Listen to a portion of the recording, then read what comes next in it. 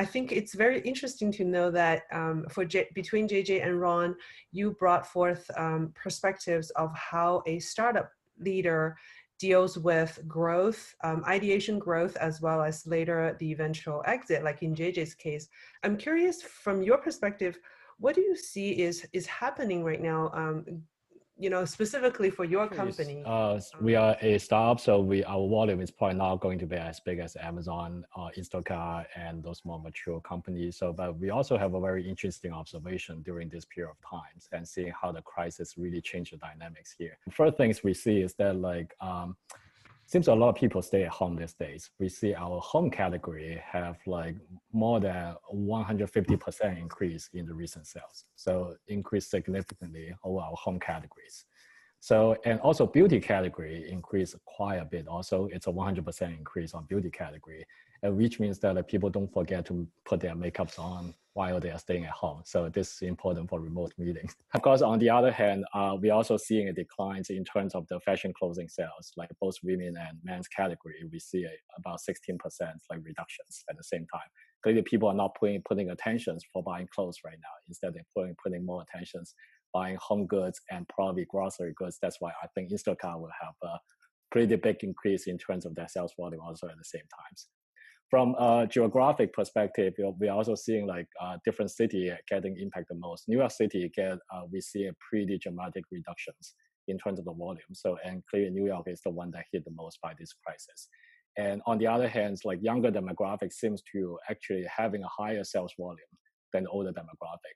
I think like younger demographic is actually pioneering the switch from like offline purchasing behavior to the online purchasing behavior. So that's why we are seeing more and more young people start to actually adopting e-commerce and online shopping behaviors like than what it used to be. So I think like these are very interesting business findings from like our own data set here. So we believe it's actually very useful to actually share these insights to a broader community and let people understand that. Another thing I also observe is like the change in terms of the company culture perspective. It's that like people start to realize like where things can happen. So we always need to prepare for the worst. We always need to assume that your business could go out of business on the second date, no matter it's in the good time or in the bad times. So that's why like this is just a very simple reminder to all of us is that nothing is like stable. So you have to operate under I would call it a non-stable environment so that you can always prepare your disaster plan. This is super important. The second thing is that like maintaining an open culture within the company is super important. And then the fact is that you don't want to build a culture that only like a particular set of opinions always like you only hear like one group of people talking about one particular set of experience. Especially when you're facing crisis, you have to be transparent. You have to let the company know what's happening. And you have to listen to different people's perspective and different opinion so that you can make sure that you make the best decision at the end. And the most important thing is that like, I don't really care. Before you go into a meeting, I don't really care you are making the right decision at the beginning of the meeting. But I want to make sure that I'm making the right decision at the end of the meetings. So I think like this is the very critical cultures that you want to make for the companies. So, and even for the country to some degree. So that's why like I want to share like this like, several findings that I find is very interesting like during this like period of time. Yeah, that's very interesting. And JJ, I think Instacart is bigger, and you have mentioned it's seeing exponential growth. What's your perspective like since the beginning of this year? Yeah, so we're certainly living through some tough times as a community, but also all of us have are experiencing it differently. So at work, we're facing a very, very different world just compared to a few weeks ago, right? And it is true that the demand for our service has gone up just significantly. So, Instacart for if it is a live audience, I'd ask people, how many people use Instacart, right? And by now, Instacart is almost a household name. How incredible just a few weeks of time things can change this much. Because I catch our company in the news almost on a daily basis. It's becoming basically for many people, it's becoming a lifeline, uh, and it's both exciting for us because all of a sudden we all look for meaning in our work, right? But all of a sudden the meaning is just so black and white clear. The feedback from our customers, many of them are elderly, and some of them have high health risk, and we're just proud that we can deliver food to them so that they don't have to take risks to go to the stores themselves, right? And at the same time, it's very humbling because no matter how much work we have been doing in the last many weeks, we still can't keep up with the overwhelming demand.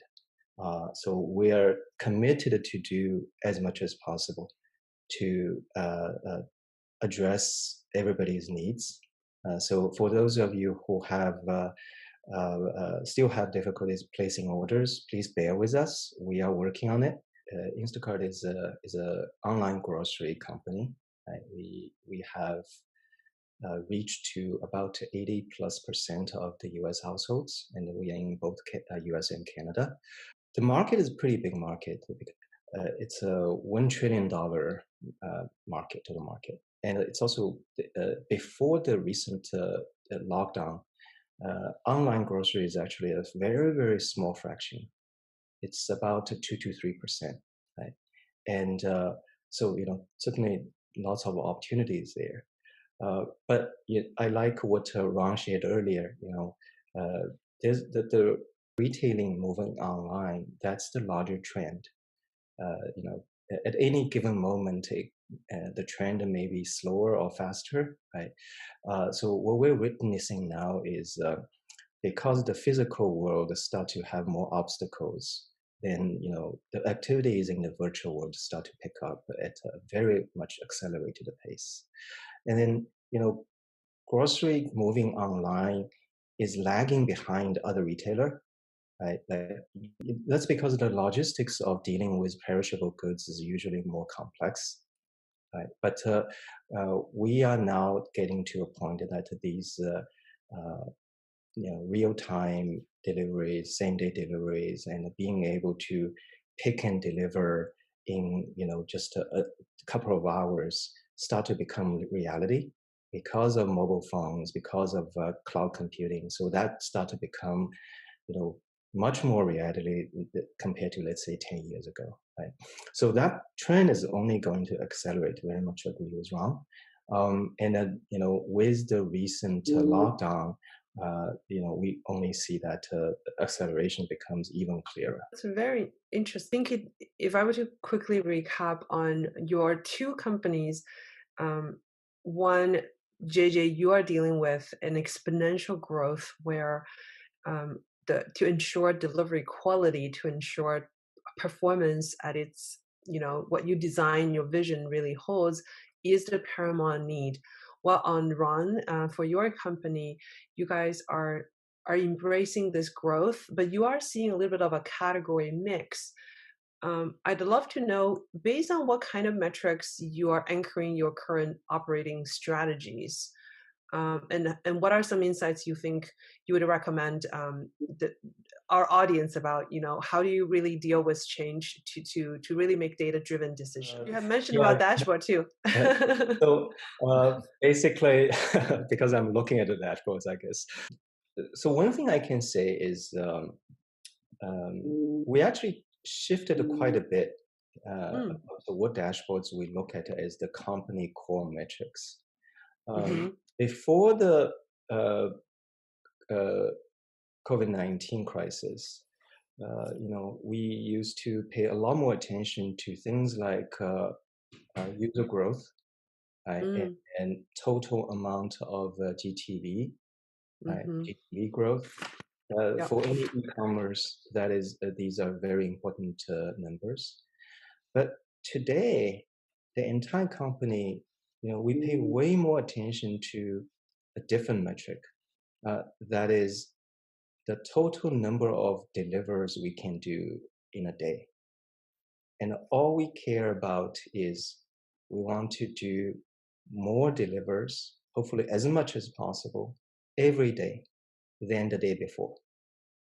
Right now, everything else is secondary because our service has become an essential service. People are waiting for food.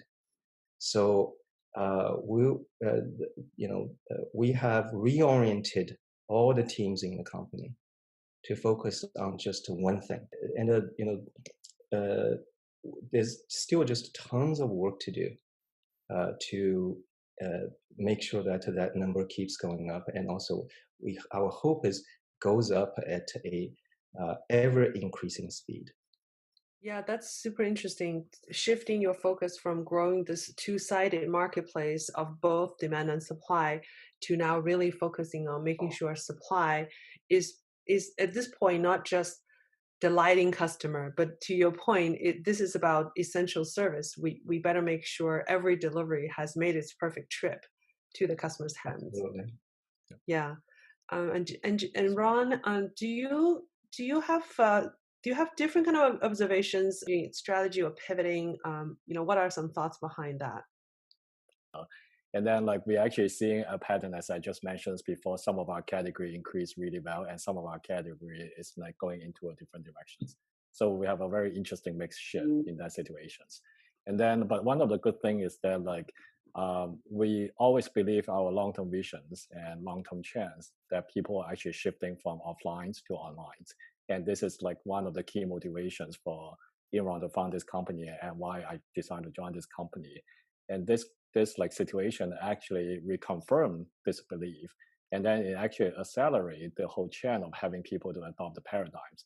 So to some degree, we are lucky in the sense that we doesn't need to change our high level strategy and philosophy here, but we just need to execute faster. So that's actually the most interesting part of it. Is that originally when we're planning to do some things that was like in 1 year, in 1.5 year, in 2 years, we all decide to accelerate it and we're trying to finish it in 2 months or 3 months. And this is like the kind of a startup speed that we want to achieve in this moment. And in particular, what we are becoming more careful about is the unit economies of like our items in these cases. So we start to pay more attention to the unit economy instead of just like, growing the company without any sort of calculations about like how things work in the long term. So that's one thing. The second thing is really about we realize the importance of increasing the number of selections for our users. So the more you increase your selections without taking the inventory risk, the more you can actually become flexible to make adjustments to different situations.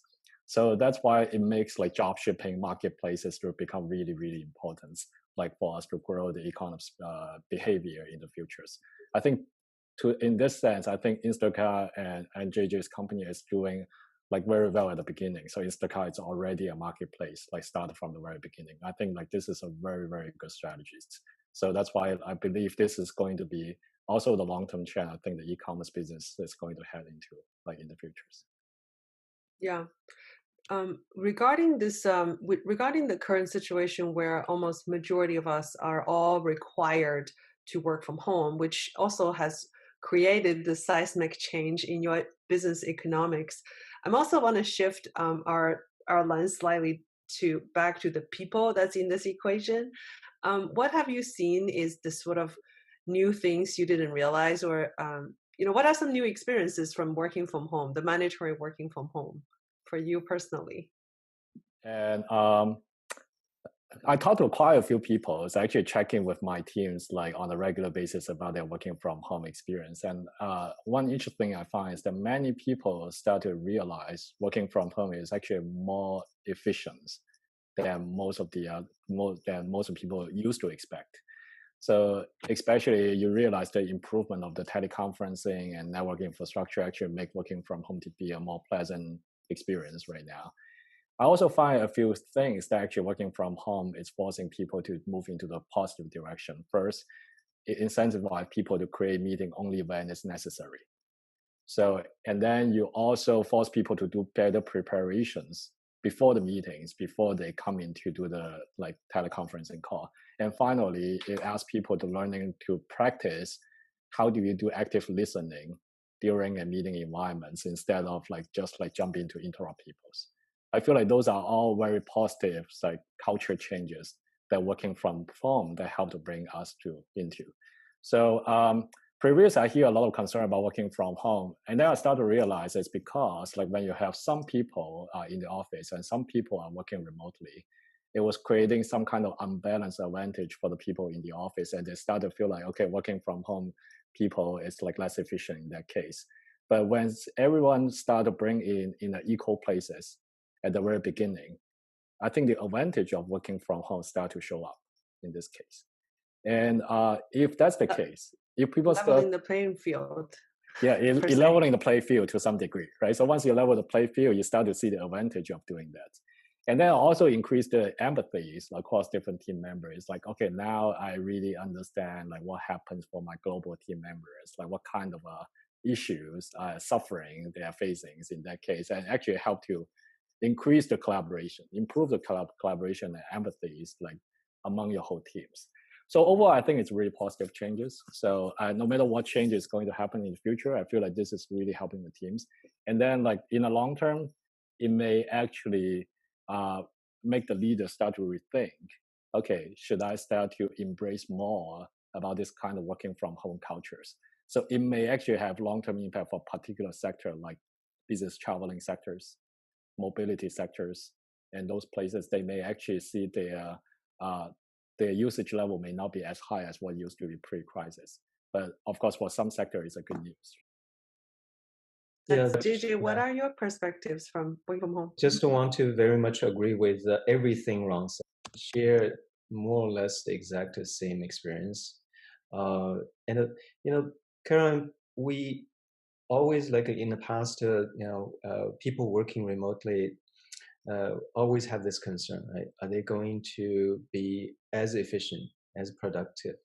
Are they going to miss out on all the so-called hallway conversations, right? And will they be able to build trust with the team, right?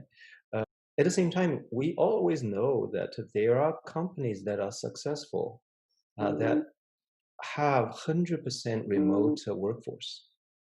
And now that almost all the companies, from small companies like us to the biggest companies like Google and Microsoft, Facebook, all those companies, everybody's working from home. And this actually validates that not only you can, but also once you have everybody working from home, just like Ron was saying, it leveled the playing field, right? The so-called hallway conversation, not only you're not missing it, they're just moving in a virtual world, right? Like, for example, we use Slack at work, and many companies use Microsoft Teams. Your company may use something else, right? So all these things, all these conversations, including small talks, they're happening online now. And not only you can participate in these hallway conversations, in fact, you can probably be present in 100 different ones, right? So the challenge becomes how do you find these resources, right? So because my team, on a daily basis, at any given time, there's at least 50 different active channels going on. So how do we make sure that the people can keep up? Nobody can, right? So I actually asked a TPM to be full-time, to just dive into all these channels and compile a daily report. And then every night he sends out the daily report to the entire team, so that people can see how, what interest they may have and which channel is the right one to dive into, right? So it is really, eye-opening that how much people can just quickly adapt and make the working from home arrangement more productive. Certainly, I don't want to pretend that there's no downside. Of course, sometimes feeling the isolation from your coworkers, become hard. And if you happen to be one of those people who just joined the company and, and you haven't had a chance to have enough face time to build trust with your team, Mm-hmm. this is going to be hard. All of us need to learn how to best adapt. But overall, I think that as Ron alluded to earlier, even after the lockdown is over, enough companies, enough people will see the value of being remote. Is it makes it possible to think, can you have a world-class team that is 100% geographically distributed, right? And all these things becomes the new possibility. You are both tech leaders, so I'm super curious from leaders' perspective, what makes your team members continue to shine in this remote working situation? How do you reassure folks how to continue to shine? I always think sometimes when we are in a moment, we always feel that this particular moment is special, right? And certainly the moment we are in, the situation is unprecedented. That is absolutely true. But certain things, certain principles, the reason they're good principles is because it doesn't matter which moment you're in, they hold true, right? And do your best to be a good leader or good employee, good team member. Uh, Many of the same things still hold true, right? First of all, let's think about how do you want to be valuable to the team, right? First of all, is do the best you can with your work. Right? This is regardless whether you happen to be in an office or at home, right? And the second is, people always ask. There's somebody way smarter than me once said that we all look to create a value, right, for the team. But before you can be valuable, first ask yourself, how can you be useful to others, right? So that's a much simpler question to ask. How can I be useful to my team? Whether you're a leader or a team member, it's the same question. And the second is, in this particular moment, because you don't have the physical presence, you don't have the FaceTime with others, it becomes even more important for us to be present. And present meaning, whether it's on video conference calls, on Slack or Team or other type of workplace chat environment, right? And or in even, let's say, email or documentation, right? Make sure that you're to answer other people's questions. That goes back to usefulness. Right? So all these principles are still the same.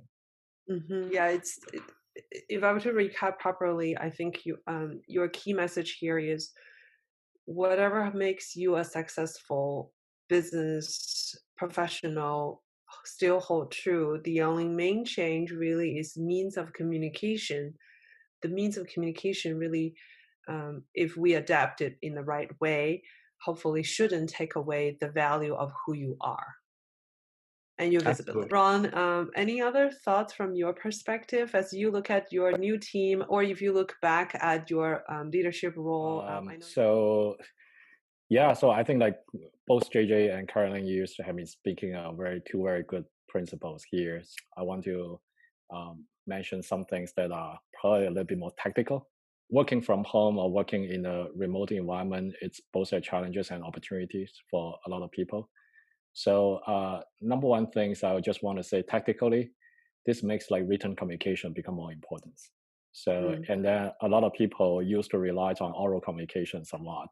So, and especially when you have a chance to do hallway communications, then people will say, okay, why don't I just go grab that person and have a conversation and talk to each other? They stop paying attention for written communication and how important it is. This is the best way for you to make sure that everyone in the company are aligned and transparently communicated. So I think like during this period of time, especially for non-native speakers, so such as me, it's very important to actually put my thought and put my thinkings and also the meeting notes into written forms so that like everyone can actually get to the same page with me at the same time.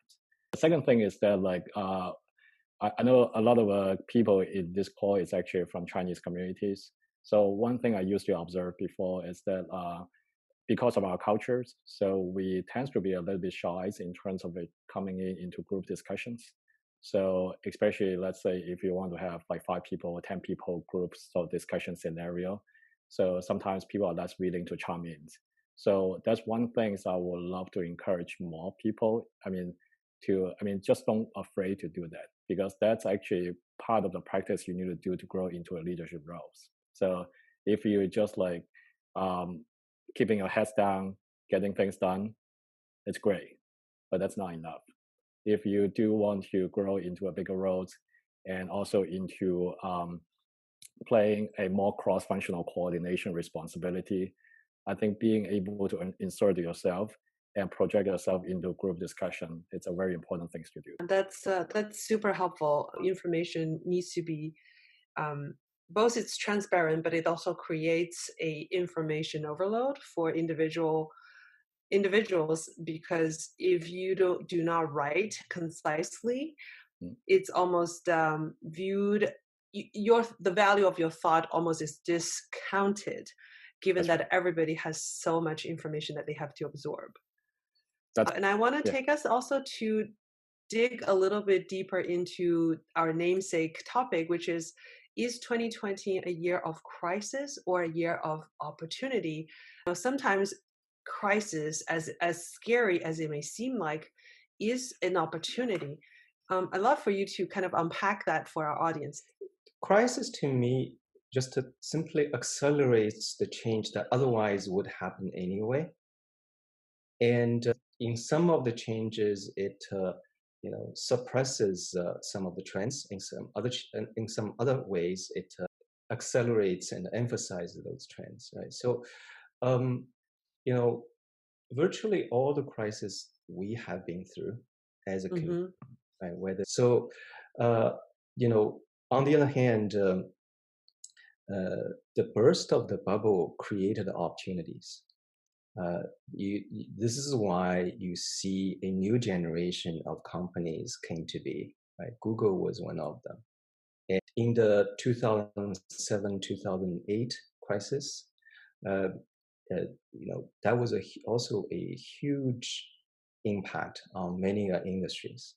But we bounced back. The tech sector, in particular, bounced back and adapted way more quickly. These days, we think of gig economy and gig companies as if they have existed forever. The reason that they became successful has something to do with the downturn. That's because we have a labor force that is underutilized. And that created the opportunity for the Ubers of the world to get a start. Right? So, the current crisis we are in is even more unprecedented. Economic downturns certainly affects a lot of people's lives. We don't want to discount that, but current crisis, we have a lot of people at the risk of losing lives. So very, very dire situation. But at the same time, I'm an optimist. I always feel that as a community, as a country, we will bounce back. Right? And then when we come back, it will always be stronger than before. Things may have shifted. Right? Certain industries, they may not have as bright a future as others. But overall, as the tech community, for example, we will find ways to shift the investment, shift the resource and the manpower to new industries. When the crisis start to calm down a bit, you will see a new generation of entrepreneurs moving into, breaking ground in new areas, and we will see a new crop of companies emerging. after the crisis is over, this is going to be, when we look back, this is going to be the start of a new opportunity. This is super insightful. Never lose hope, anchor around your strength, and recognizing that resources and technology may shift to different industries, but at the same time, always believe that things will come out better. Any other thoughts that you may want to add on to Sure. JJ's point? I don't want to just talk about the crisis itself. In my observations, every single company, no matter it's good company or bad company, they will go through up and down cycles. So just like for my own example, before Verishop, I've been into 4 companies before: IBM, Facebook, Square, and Snapchat. Every single company have go through their down times and go through their up times. So, I mean, Facebook actually have downtime multiple times. I don't know how many of you actually know that. So, but the point I want to make is that like, this is just not a macroeconomy issues. If you want to build a company, you have to prepare to have up times. You have to prepare to have downtimes. The differentiating point here for a great company is that at the downtime, they can make the smart decision. They can make tough decisions. They can actually get to the basics, get back to the basics, and trying to squeeze out all the bubbles and rebound again. This is what a great company can do.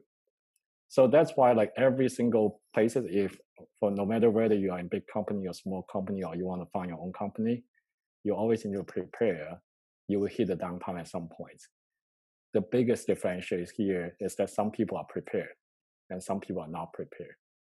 And the people who prepare will have much higher likelihood to get out from the downtimes and then be a winner afterwards. It's very important for us to make sure that crisis is just like a necessary part of a life cycle of a company here. And then like you cannot avoid it to some degree. You always want to treat it as an opportunities. So, and it is an opportunity for the great company to start differentiate themselves with the other mediocre competitors, and then use that as opportunities to actually bring in the resource for them to grow themselves to the next level. Yeah, sometimes when the external environment feels overwhelming, it's easy to have forgotten what we wake up to do each day is not to be scared, but it's really about anchoring around our mission, what our personal conviction is. For our audience, if we don't remember anything, what are some top 3 things you would like to call out for our audience?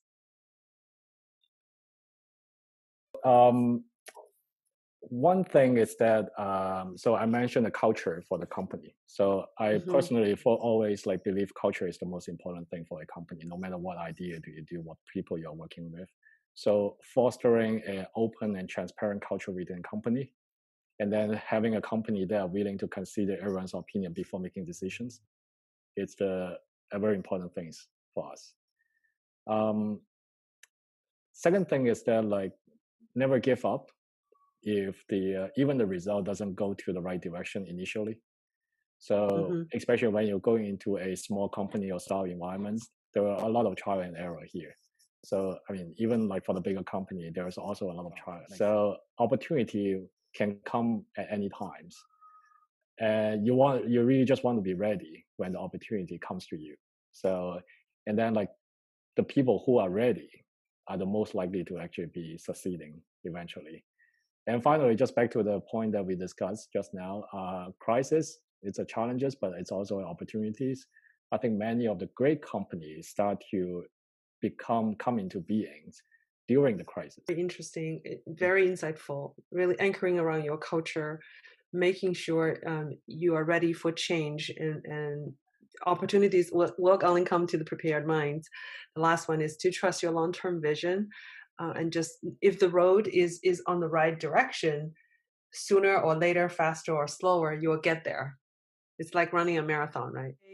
What are your top of mind 3 things you would like for us to kind of take away? Okay. First of all, I think what Rong has hit on is really spot on. I agree with everything he said. And you know, the one thing when people ask me about how I feel about how to basically how to find the success in our life, in our career in Silicon Valley and so on, right? So, I always share that my starting point is, just think about where we are. Yeah, we are in tech. We are in the valley, the best place in the world to do tech. People sometimes say that success a lot has to do with luck. Right? That is true.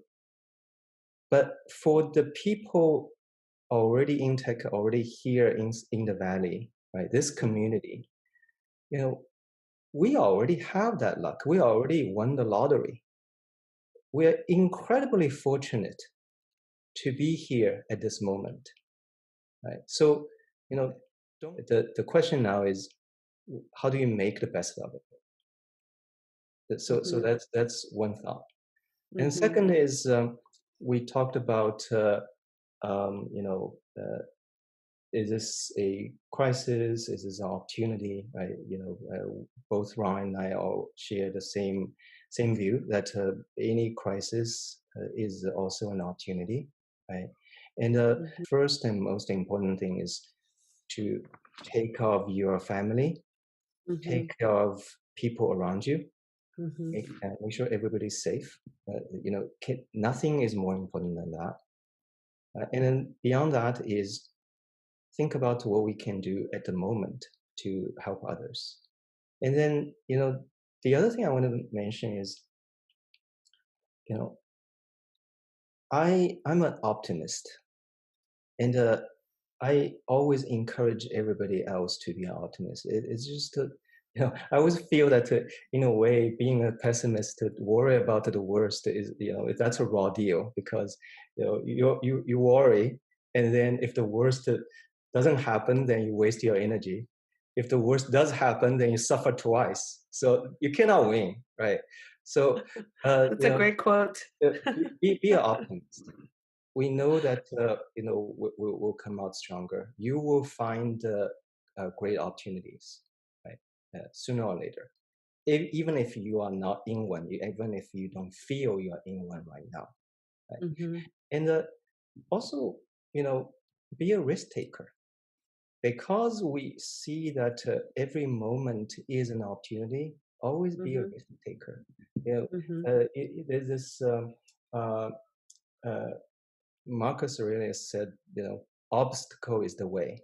Right? So when you feel that you are no longer feeling the resistance when you move forward, you're probably in the wrong place. You're no longer learning as much. Right? Risk taking is about to put yourself in front of obstacles and overcome that. Only then you can achieve growth. Only then you can achieve real success. You had mentioned earlier about if you worry and it doesn't happen, you wasted your energy worrying. If you worry and it does happen, you actually suffer twice. That's such an incredible quote. The question goes, what's your thoughts balancing growth, margin, as well as risk profile in these kind of economic turbulence? Yeah. So the factors are balancing growth, margin, as well as your risk profile. So yeah, I can take that one. But before you answer that one, actually, I'd love to comment on the VR AR things. So because that was, yes, please. Yeah, sorry. That was the things that Snapchat actually do quite a bit, like as a main business there. So I think here just my personal opinion. So doesn't represent anyone else. So I think like I'm actually not a big fan for VR. So specifically, and in particular, so I think VR have some fundamental issues that hasn't resolved yet. So like especially about the viewer experience, about the use cases. I think if they did not solve the fact that you need to wear a huge helmet that without dizziness, like when you're watching the content, I think VR is still going to be really far away from us. So, and then On the other hand, I think like AR's future is going to be better.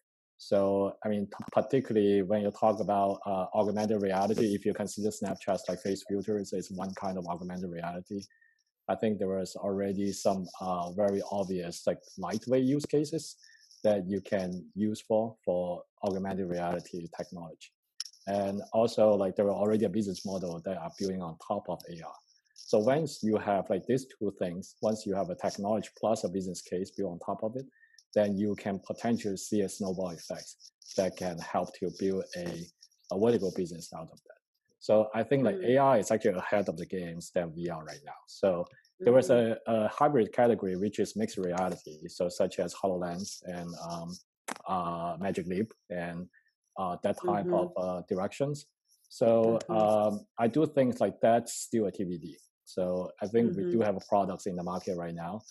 If you go to CES this year, there's probably like 20, 30 different brands of, I would say, wearable, mixed reality sort of lenses that was available. But I haven't seen a business model coming out of it yet. So that's why, like, if I want to rank it, I would say AR probably go first. Mixed reality and VR probably, I feel like I haven't seen a very solid cases yet, but maybe things will prove me if I'm wrong in this case. So yeah, just like sort of my personal opinions on this one. Very interesting. That reminded me of how Alibaba announced that Alibaba is going to use AR to bring the online shopping closer to your experience in trying out clothes in the retail stores. Yeah, so I mean that was always one of those kind of cherry on the ice cheesecake type of things. So it's a great thing to talk about. But how exactly this is going to change users' actual experience, is there necessary features? I would say not yet at this moment. So, and then like, we'll probably wait until a date so that this kind of technology will become a necessary features, a utility features that everyone cannot get away from. Then you will see actually a great futures for that. So I'm imagining you also have to deal with the merchandising supply and demand at the unit level to some degree, right? You know, in the end, Instacart is a business, so we definitely pay attention to cost of things. And you know, as I said before, because in this current environment, we're operating with a different set of principles at the moment, because we're essential service. We need to solve that problem first, right? But before the current lockdown, you know, we certainly pay attention to unit economics, and we certainly want to make sure that we don't run out of money by losing money too much on every order, right? And at some point, we also want to show our investors that there is a point in the future that this can be a profitable business as well, right? So, you know, there's a lot of hard work to do to make sure that that happens. I'm not going to go into too much details about how, you know, we realize these unit economics, but you know, in our business, the complexity is you know, to a degree even bigger, because not only on the one side we want to make sure that customers can afford the service, because you know, before I joined Instacart, before I started paying attention to Instacart, I always assumed that you know, the customer base for this service is for more affluent people, so that they can afford the delivery, right? But you know, once I joined, I realized it's well, actually before I joined, when I was doing research about the business, right, I started to realize it's not true at all. In fact, a lot of people who use the service are working class people. In fact, you know, all of us do delivery ourselves, right? Just so that we can experience our platform, just so that we can experience how our shoppers, you know, do their work every day, right? So when I deliver, very often I deliver into, you know, different types of neighborhoods, including working class, middle class neighborhoods, as well as more affluent ones, right? That's because in the end, this is a platform that saves people's time, and everybody need extra time.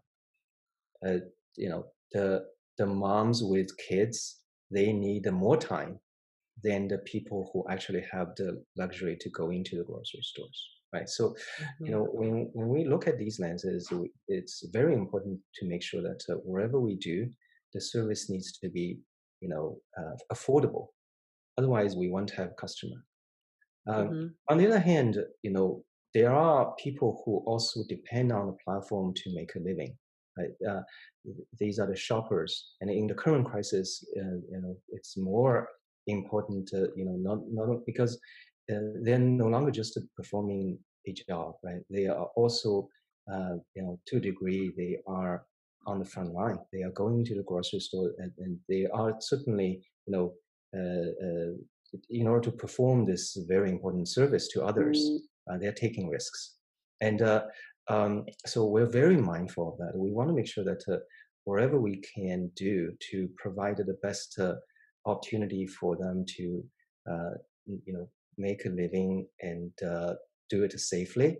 I also want to make sure that the other side of the marketplace, customers can afford it, especially now that we have elderly people who may have limited means to also need to place order, right, and then get the grocery delivered. So the complexity is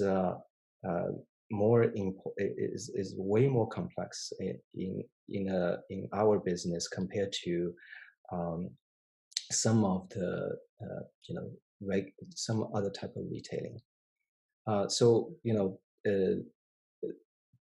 It's a solvable problem. It's just that it's harder.